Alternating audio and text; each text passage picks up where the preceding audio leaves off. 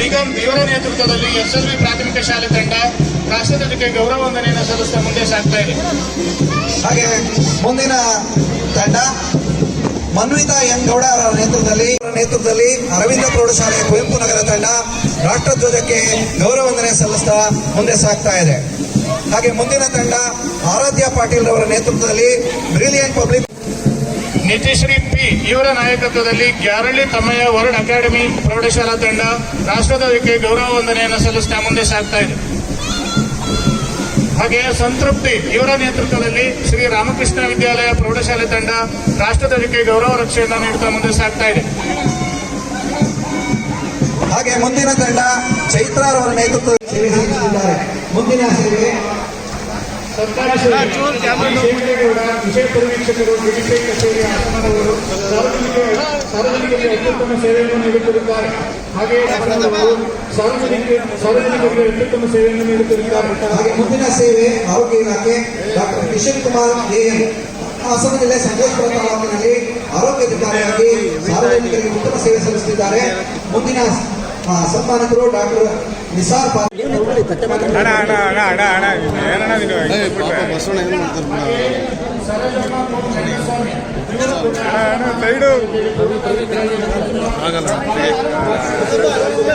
ಮುಂದಿನ ಸನ್ಮಾನಿತರು ರವಿ ಬಿ ಮಂಜೇಗೌಡ ರಕ್ತದಾನಿಗಳು 1995ರಿಂದ ಈವರೆಗೆ ನಿರಂತರವಾಗಿ ರೋಗಿಗಳಿಗೆ ರಕ್ತದಾನ ಮಾಡ್ತಾ ಇರ್ತಕ್ಕಂಥ ಶ್ರೀಯುತರಿಗೆ ಈಗ ಜಿಲ್ಲಾಡಳಿತದಿಂದ ಸನ್ಮಾನ. ಲಕ್ಷ್ಮೀ ಸೀತೆ ಇಲ್ಲಿ ಪ್ರತಾಪಣ್ಣ ಈ ಕಡೆ ಭಾರತ ಸೇವಾದಳ ವಿಭಾಗದಿಂದ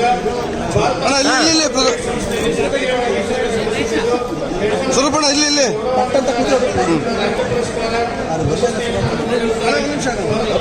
ಭರತನಾಟ್ಯ ಸ್ಪರ್ಧೆಯಲ್ಲಿ ಹಲವು ಸಾಧನೆಗಳನ್ನು ಮಾಡಿದ್ದು ಮಲೇಷ್ಯಾದಲ್ಲಿ ನಡೆದ ಕಲಾ ಉತ್ಸವದಲ್ಲಿ ಗ್ಲೋಬಲ್ ಅಚೀವರ್ಸ್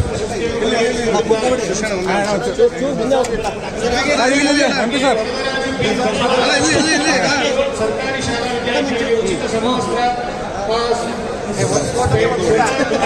ಹಾಗೂ ಬಿಸಿಯೂಟ ಸಿಬ್ಬಂದಿಗೆ ಮತ್ತು ಕ್ಯಾಪ್ಗಳನ್ನು ನೀಡಿದ್ದಾರೆ. ಭಾರತ ಸೇವಾದಳದ ವಿವಿಧ ಶಾಲೆ.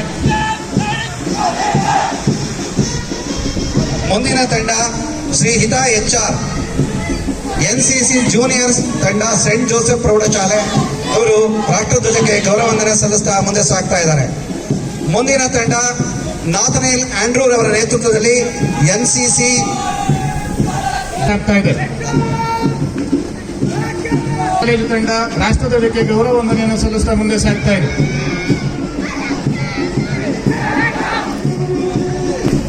ಸಂತ ಫಿಲೋಮಿನಾ ಕಾಲೇಜು ರೇಂಜರ್ಸ್ ತಂಡ ಅಮೂಲ್ಯ US ಅವರ ನೇತೃತ್ವದಲ್ಲಿ ರಾಷ್ಟ್ರಧ್ವಜಕ್ಕೆ ಗೌರವ ವಂದನೆ ಸಲ್ಲಿಸ್ತಾ ಮುಂದೆ ಸಾಗ್ತಾ ಇದೆ. ಹಾಗೆ ಮುಂದಿನ ತಂಡ ವಿ ಲೇಖನ್ಗೌಡ ಅವರ ನೇತೃತ್ವದಲ್ಲಿ HKS ಪ್ರೌಢಶಾಲೆ ಸ್ಕೌಟ್ಸ್ ತಂಡ ರಾಷ್ಟ್ರಧ್ವಜಕ್ಕೆ ಗೌರವ ವಂದನೆ ಸಲ್ಲಿಸ್ತಾ ಮುಂದೆ ಸಾಗ್ತಾ ಇದೆ. ವಿ ಲೇಖನಗೌಡ HKS ಪ್ರೌಢಶಾಲೆ ಸ್ವರಾಜ್ಯ ಶ್ರೀ ವಿರಾಜತ ಸ್ವರಾಜ್ಯ ಶ್ರೀ ವಿರಾಜತ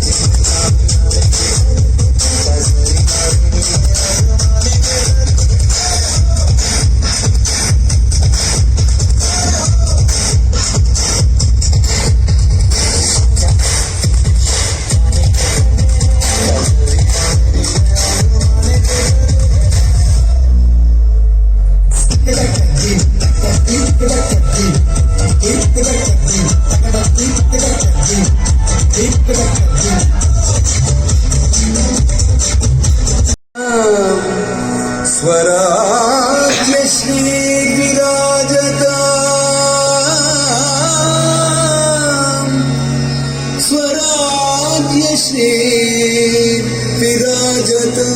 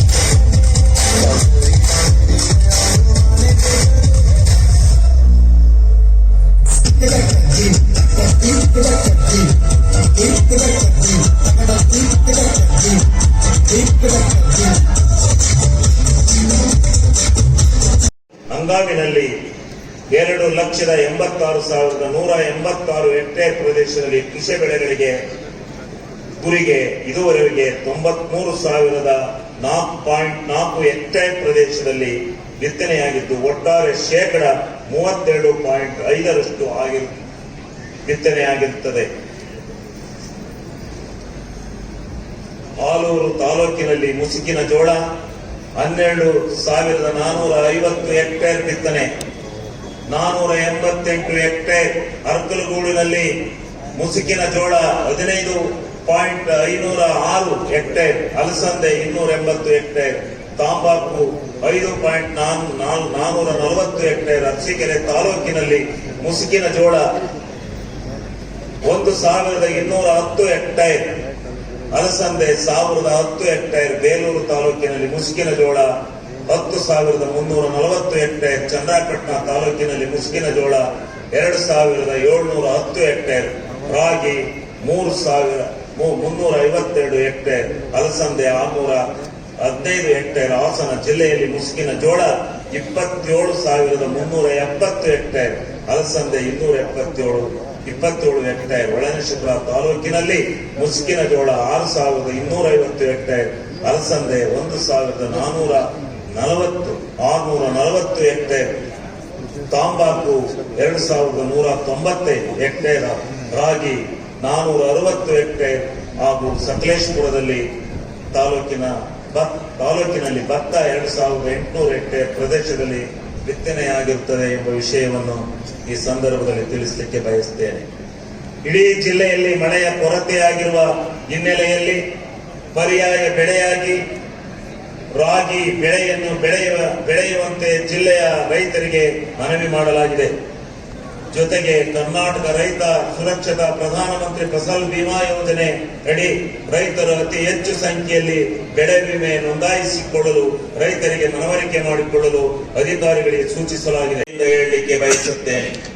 ದೇಶಕ್ಕೆ ಮಾದರಿಯಾದ ಗ್ಯಾರಂಟಿ ಯೋಜನೆಗಳಾದ ಅನ್ನಭಾಗ್ಯ, ಶಕ್ತಿ ಯೋಜನೆ, ಗೃಹಲಕ್ಷ್ಮಿ ಯೋಜನೆ, ಗೃಹ ಜ್ಯೋತಿ ಯೋಜನೆ, ಯುವನಿಧಿ ಮುಂತಾದ ಯೋಜನೆಗಳನ್ನು 100ಕ್ಕೆ 100ರಷ್ಟು ಜಾರಿಗೆ ತರುವಂತಹ ಕೆಲಸವನ್ನು ಮಾಡಲಾಗಿರ್ತಕ್ಕಂಥದ್ದನ್ನ ಸ್ಮರಿಸುತ್ತೇನೆ.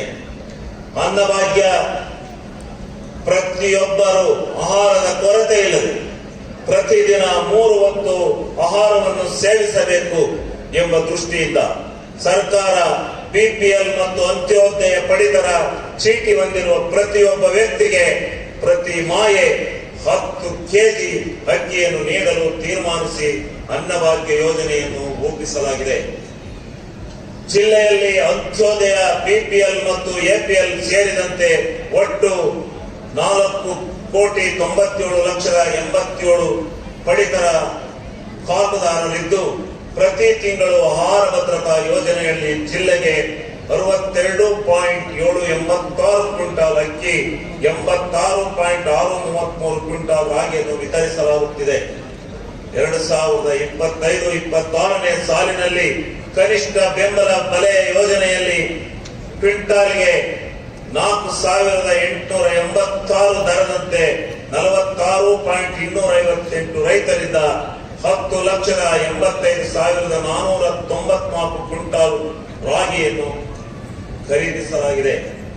ಶಕ್ತಿ ಯೋಜನೆ ಆರ್ಥಿಕವಾಗಿ ಹಿಂದುಳಿದ ಎಲ್ಲ ವರ್ಗದ ಮಹಿಳೆಯರ ಸಬಲೀಕರಣಕ್ಕಾಗಿ ಮಹಿಳೆಯರಿಗೆ ಉಚಿತವಾಗಿ ಪ್ರಯಾಣಿಸಲು ಶಕ್ತಿ ಯೋಜನೆ ಜಾರಿಗೆ ತರಲಾಗಿದೆ.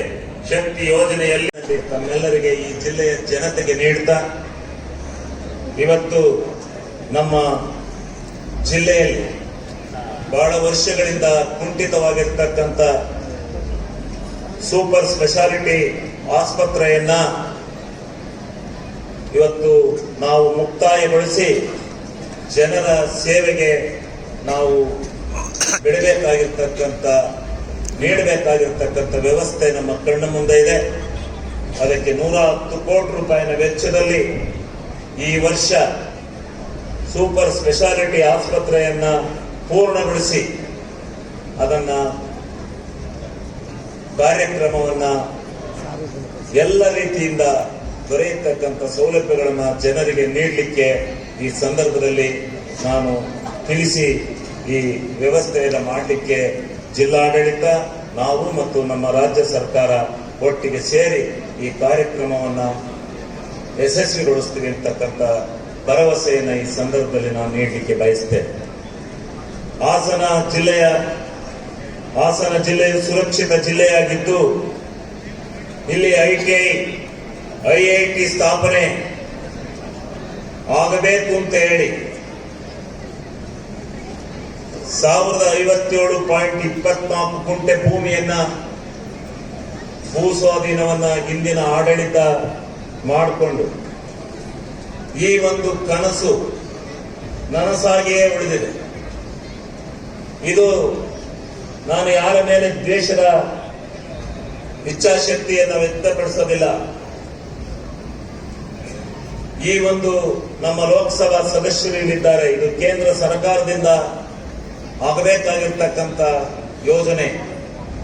ಇದು ದಯಮಾಡಿ ಯಾವ ಕನಸಿನ ಭಾವನೆಯಿಂದ ಹಾಸನ ಜಿಲ್ಲೆಯ ಜನತೆ ಇದನ್ನು ಕಾಯುತ್ತಿದ್ದಾರೆ, ಇದು ಆಗಬೇಕು ಅಂತಕ್ಕಂಥ ಮಹಾ ಅಭಿಲಾಷೆಯಿಂದ ತಮ್ಮ ಭೂಮಿಯನ್ನೇ ತ್ಯಾಗ ಮಾಡಿ ಕೊಟ್ಟಿರ್ತಕ್ಕಂಥ ಜನತೆ ಮತ್ತು ಈ ಜಿಲ್ಲೆಗೆ ಅಭಿವೃದ್ಧಿಗೆ ಪೂರಕವಾಗಿರ್ತಕ್ಕಂಥ ಈ ಒಂದು ಯೋಜನೆ ಏನಿದೆ ಇದನ್ನು ಪೂರ್ಣಗೊಳಿಸತಕ್ಕಂಥ ನಿಟ್ಟಿನಲ್ಲಿ ನಾವೆಲ್ಲ ಸೇರಿ ಪಕ್ಷ ಭೇದಗಳನ್ನು ಮರೆತು ನಾವೆಲ್ಲ ಒಟ್ಟಿಗೆ ಸೇರಿ ಈ ಹಾಸನ ಜಿಲ್ಲೆಯ ಅಭಿವೃದ್ಧಿಯ ಪಥದಲ್ಲಿ ಕೊಂಡೊಯ್ಯತಕ್ಕಂಥ ದೃಷ್ಟಿಯಿಂದ ಈ ಯೋಜನೆಯನ್ನ ಈ ವರ್ಷ ಪೂರ್ಣಗೊಳಿಸೋದಕ್ಕೆ ತಾವೆಲ್ಲ ಒಟ್ಟಾಗಿ ದುಡಿದು ಒಟ್ಟಾಗಿ ಹೋರಾಟವನ್ನು ಮಾಡಿ ಈ ಯೋಜನೆಯನ್ನು ತರ್ತಕ್ಕಂಥ ನಿಟ್ಟಿನಲ್ಲಿ ಪ್ರಾಮಾಣಿಕ ಪ್ರಯತ್ನವನ್ನು ಮಾಡೋಣ ಅಂತಕ್ಕಂಥ ಭಾವನೆಯನ್ನು ನಾನು ಈ ಸಂದರ್ಭದಲ್ಲಿ ವ್ಯಕ್ತ ಮಾಡಲಿಕ್ಕೆ ಬಯಸ್ತೇನೆ. ಹಾಸನ ನಗರದಲ್ಲಿ ಜಿಲ್ಲಾಡಳಿತ ಕಚೇರಿ ಒಂದು ಭೂಷಣವನ್ನು ತಂದುಕೊಡ್ತಕ್ಕಂಥ ಕಟ್ಟಡ, ಅದು ಬಹಳ ನೆನಗುದಿಗೆ ಬಿದ್ದಿದೆ. ಅದನ್ನ ಈ ವರ್ಷವೇ ಪೂರ್ಣಗೊಳಿಸಿ ಅದನ್ನ ಲೋಕಾರ್ಪಣೆ ಮಾಡತಕ್ಕಂಥ ಕೆಲಸಕ್ಕೆ ನಾವು ಬಹಳ ಶ್ರಮಪಟ್ಟು ಈ ಕೆಲಸವನ್ನ ಮಾಡಿ ನಮ್ಮ ಸರ್ಕಾರದ ವತಿಯಿಂದ ಅದಕ್ಕೆ ದೊರಕಬೇಕಾದಂತ ಅನುದಾನವನ್ನು ತಂದು ಇದನ್ನು ಪೂರ್ಣಗೊಳಿಸತಕ್ಕಂಥ ಪ್ರಾಮಾಣಿಕ ಪ್ರಯತ್ನವನ್ನು ನಾವು ಮಾಡ್ತೇವೆ ಅಂತಕ್ಕಂಥ ಮಾತನ್ನ ಈ ಸಂದರ್ಭದಲ್ಲಿ, ಅದು ಸುಮಾರು 20-30 ಕೋಟಿ ಹಣ ಬೇಕು ಅಂತ ಹೇಳಿದ್ದಾರೆ. ಅದೆಷ್ಟೇ ಹಣ ಆಗಲಿ ಅದನ್ನು ಹೋರಾಟ ಮಾಡಿ ತಂದು ಅದನ್ನ ಪೂರ್ಣಗೊಳಿಸತಕ್ಕಂಥ ವ್ಯವಸ್ಥೆಯನ್ನು ಮಾಡ್ತೇವೆ ಅಂತಕ್ಕಂಥ ಭರವಸೆಯನ್ನ ನಾನು ಈ ಸಂದರ್ಭದಲ್ಲಿ ಭರವಸೆ ಅಲ್ಲ ಆಶಯವನ್ನ ಈ ಸಂದರ್ಭದಲ್ಲಿ ನಾನು ನುಡಿಲಿಕ್ಕೆ ಪ್ರಯತ್ನಿಸಿದ್ದೇನೆ.